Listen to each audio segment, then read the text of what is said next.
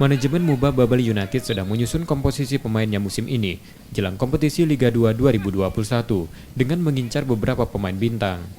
Setelah komposisi pemain terbentuk, MUBA Babel United berencana untuk mengumpulkan pemainnya pada akhir April 2021 nanti, sembari menunggu keputusan resmi PSSI. Manajemen membutuhkan waktu 6-8 pekan mengembalikan performa penggawanya.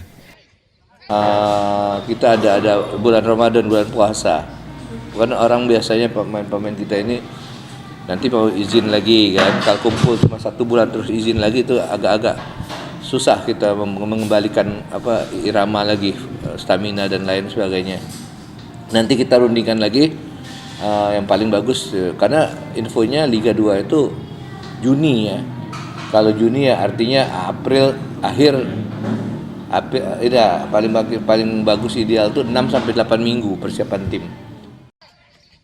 Setelah pemain dan pelatih lengkap, MBU juga berencana memberikan vaksin pada penggawanya sebelum kompetisi bergulir. Nur Muhammad, Kompas TV, Palembang.